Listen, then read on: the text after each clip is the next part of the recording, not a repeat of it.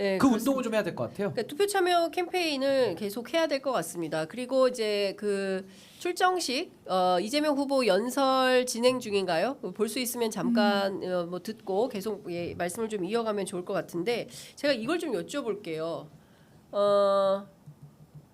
제가 연설 장면으로 넘어갈 수 있습니까? 제작진께서 답변을 주시면 네 저희가 바로 넘어가도록 해보겠습니다. 설렘과 기대감으로 우리 국민의 위대한 여정을 지켜보고 있습니다. 이제 남은 22일의 시간은 온전히 우리 위대한 국민들의 시간입니다. 늘 그랬듯 무능하고 부패한 기득권이 역사의 수레바퀴 앞에 저항하겠지만 그 누구도 우리 국민들이 만들어갈 그 도도한 역사의 흐름을 막지 못할 것이다. 맞습니까, 여러분? 다가오는 6월 3일 우리 국민들은 새로운 승리의 대서사시를 쓰게 될 것입니다. 음침한 내란의 어둠을 완전히 걷어내고 군림하는 지배자의 시대를 끝내고 진정한 주권자의 나라, 국가 역량이 오로지 국민의 행복만을 위해 제대로 쓰여지는 진정한 민주공화국이 열릴 것입니다, 여러분.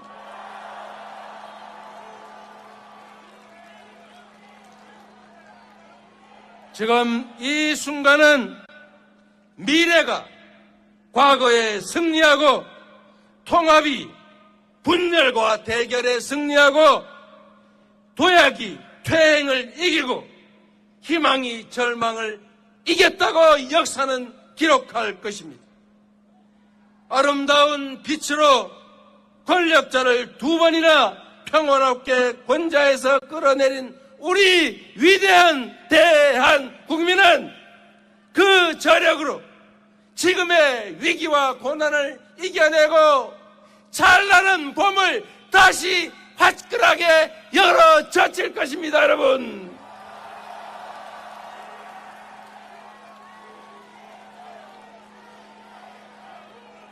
우리 국민이 하나된 의지로 함께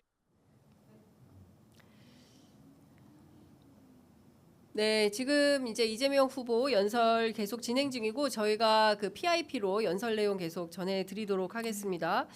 어쨌든 그 청계광장은 이재명 후보 개인에게도 굉장히 이제 의미가 있는, 그러니까 소년공 아직도 팔이 이렇게 제대로 되어 있지 않고 그리고 이제 삶에 체화되어 있는 그 뭐라 그래야 됩니까? 그러니까 그 윤석열과 이렇게 대비되는 측면이 있어요. 사실 윤석열이라는 사람은 대한민국에서 보자면 고세대의 귀족이지 않습니까? 뭐 아버지 엄마 다 그러니까 이렇게 비유하면 어떨까요? 윤석열은 그냥 하늘 위에 살던 뜬구름 같은 인생이라면 이재명 후보는 정말 땅에 발을 디디고 정말 그 모든 희노애락과 그 서름과 또 고난과 고통을 아는 사람. 네. 그러니까 하늘 위의 사람과 땅의 사람은 다르죠. 근데 저는 보편적인 우리 국민들을 대표하는 거기 때문에 절대 지도자는 하늘에 있는 사람 쓰면 안 됩니다. 네. 완전한 망상과 착각 속에 사는 거기 때문에 국민들이 피해를 보니까요. 전 이번에 이재명 후보에게는 참으로 좀 상징적인 공간일 수밖에 없다 그렇게 봅니다. 네.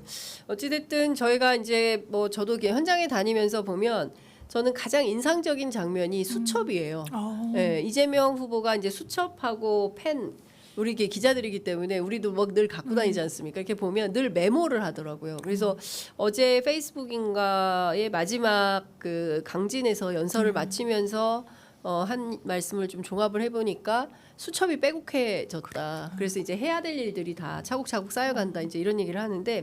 그 시민들이 하는 말씀들을 다 메모를 해서 그걸 가지고 국정 운영에 활용을 한다는 거니까 사실 지난 대통령 선거에서 윤석열 하면 떠오르는 건 어퍼컷밖에 없잖아요. 너무 대비된다는 생각이 그러니까 들어요. 찬찬히 정말로. 국민들의 목소리를 들어서 기록을 한 후에 이 기록물을 기반으로 해서 그때 그 뭐 예를 들면 강진에서 만난 유권자, 뭐 하동에서 만난 유권자, 뭐 강릉에서 만난 유권자 그분들이 한 말씀들을 다 기억하실 거 아닙니까? 그래서 그걸 가지고 이제 생활에 기반한 그런 정치를 하게 되지 않을까라는 생각을 하는데요.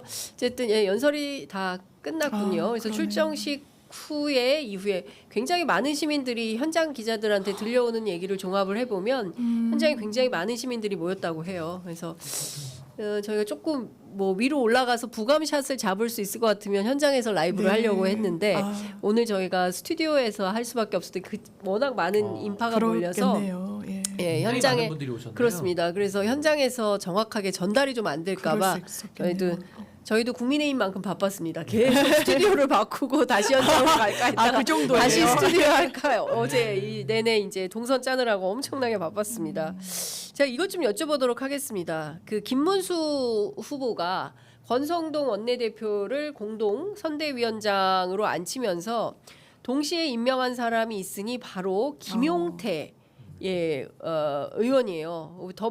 국민의힘에서 최연소 국회의원 35살이죠. 그렇죠. 현재 최연소인데 포천을 지역구로 초선이죠. 초선 국회의원인데 이분을 좀 잘 아시죠? 저희 프로그램에 과거에 한번 출연도 했었습니다. 천하용인 때. 와하. 아니 뭐 저는 김용태 의원을 잘 알죠. 뭐 같은 당에 있기도 했고 지금 이 국민의힘에서 김용태 카드를 꺼내 들은 건 이제 뻔히 보이는 노림수가 있는 거죠. 그러니까 예를 들어 김문수 후보가 이제 당무선권을 가지고 인사를 한 게 이제 박대출 사무총장 이분이 네. 이제 경남 PK 진주 갑의 지역구가 있는 사선 의원인데 박대출 사무총장 임명했다는 것만으로 봐도 그냥 김문수라는 후보는 그냥 본인의 소신대로 가겠다는 거거든요. 그게 뭐냐면 내란 옹호 소신 이제 그대로 가겠다라는 것이고 반면에 그러다 보니까 좀 대비적인 차원의 이미지를 소비하기 위해서 김용태 의원을 발탁을 해서 이제 비대위원장을 시킨 거 아니겠습니까? 근데 이 비대위원장이 뭐냐면은 사실 책임을 지는 비대위원장을 지금 시킨 겁니다. 그러니까 소위 말해서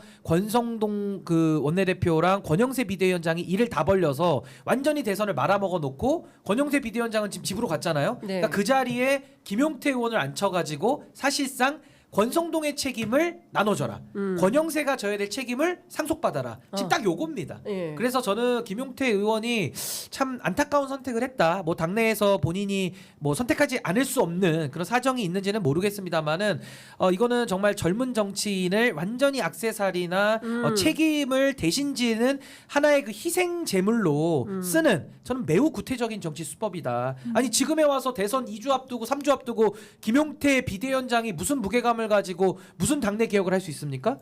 그냥 책임만 져라 이거거든요. 네. 세상에 참, 그러니까 전 이런 거를 김용태 의원이 수락을 안 하는 게 본인한테도 좋은데 네. 뭔가 수락을 할 수밖에 없었던 내부에 무슨 모종의 네. 무슨 뭐 사정이 있는 거 아닌가 좀 매우 안타깝게 생각합니다. 네, 어쨌든 이제 젊은 정치가 왜냐하면 연세가 많은 후보니까 어떤 그런 이미지를 상쇄하는 차원에서라도 젊은 정치인을 끌어다 쓴 이런 측면도 있고 정치부 기자들 사이에서 많이 알려진 것은 김용태 의원 자체가 좀 친윤 쪽으로 그리고 공천 돌아선. 과정에서 친윤 쪽으로 이분이 이제 포천을 이제 지역으로 아니 받았는데 그 원래 그렇죠, 연역은 그렇죠. 이분이 네. 유승민 전 의원과 유승민, 굉장히 예. 가까웠어요. 아하. 그리고 이제 새로운 보수당 할 때도 청년 대표까지 예. 하기도 했고, 근데 그러고 나서는 이제 이준석 의원하고 같이 네. 정치 행보를 해왔죠. 천하용인. 그렇죠. 그래서 지도부 때도 청년 최고로 같이 당선이 돼서 이제 제가 그때 대변인을 하고 있을 때인데 그때 이제 이준석 그 대표와 같이 지도부를 하면서 이준석 축출 사태 때까지는 사실상 개혁적이고 합리적인 목소리를 냈다가 그 이후에 이제 천하용인이라는 그룹을 만들어서 여러 가지 정치적 시도를 했습니다만은 결국 국민들에게 인정을 못 받았잖아요. 네. 그때 김용태 의원은 국민의힘의 잔류를 선택하면서 사실상 친윤 그룹들과 손을 잡을 수밖에 없는 그래서 배지를 달았고요. 네. 근데 여기까지 흘러온 건데 참 이게 대한민국 정치 전반적으로 봤을 때는 참 젊은 초선 의원을 갖다가 이런 식으로 책임을 대신 지우는 용도로 써먹고 버리는 저 이런 식의 정치 행태는 참 올바르진 않다. 이건 뭐 여야를 떠나서 이런 행태, 기득권들의 행태는 일회용으로 비판받아야 쓰고 됩니다. 버릴 거다 이렇게 생각하시는 거죠? 아니 어떻게 하겠습니까? 지금 비대위원장인데 뭐 인터뷰 하시고 싶으세요? 뭐 메시지를 듣고 싶으세요? 아니 궁금하세요? 네, 아니 김문수 후보가 궁금하죠. 아 그러니까 네. 김문수 후보의 어떻게 보면 그 노쇠한 이미지를 보완해주거나 예. 아니면 이준석 의원을 겨냥한 하나의 포석의 인사지 결국은 선거 끝나고 어마어마하게 질 거거든요. 어마어마한 표 차이로 예. 내란 진압을 해야 되니까 네. 거기에 대해서 김용태 의원은 모든 책임만 다 본인이 져야 되는 거예요. 네, 책임지고 사퇴하는 사퇴죠. 거. 네. 사퇴가 예정된 비대위원장이죠. 예. 근데 문제는 사고는 쌍권들이 다쳤거든요. 예. 근데 쌍권들이 사고는 다치고 오히려 권성동 원내대표가 책임을 100% 지금은 져야 되는데 이걸 논아먹는 거죠. 아 권리 말고 책임만 나눠지자. 네. 그러니까 좀 이건 안타까운 네. 젊은 정치인의 소비 방법 아니냐. 젊은 정치인의 소비 너무- 방법이다. 그러니까 여의도다운 방식이요. 굉장히 네. 잘못된 겁니다. 그게 잘못됐다. 네, 예. 그러니까 너무 도식적이에요. 말씀 주신 대로 이제 나이가 많고 네. 뭐 이러니까 청년으로 그것을 한번 이제 상쇄해보겠다는 게 또 하나는 또 보훈 인사 성격이 있는 것 같습니다. 비대위원이었잖아요. 네, 이 네. 국면에서 그때마다 어쨌든 이른바 쌍권의 선택에 대해서는 좀 비판 목소리를 냈더니 그 당시에 이제 김문수 후보한테 눈에 들었던 것 같아요. 그래서 이제 발탁이 된 것 같은데 말씀 주신 대로 지금 이 상황 속에서 청년 정치인이 뭔가 자기의 뚝심을 갖고 이야기를 했다기보다는 여기에 갔다가 저기에 갔다 이제 정치적 이해관계에 따라 좀 움직였던 그 이력이 남다 보니 큰 감동이 있는 인사는 아니다. 그렇다면 이 부분이 선거에 크게 도움이 될 것인가 좀 의문입니다. 아니, 그래서 저도 김용태 의원을 두둔할 생각 1도 없고요. 네. 결국 이건 안타까운 소비 방식이나 거기에서 비대위원장직을 수락한 것도 김용태 의원이에요. 네. 그러니까 저는 김용태 의원도 어떤 뭐 본인이 불이익을 당하더라도 이건 자업자득 아니냐라는 생각이 좀 듭니다. 근데 절대 이런 식으로 정치가 이루어져서는 안 된다. 그러니까 젊은 정치 내지는 정치 신진 세력들은 김용태 방식의 정치의 행보를 전 따라가서는 안 된다. 그건 분명한 것 같습니다.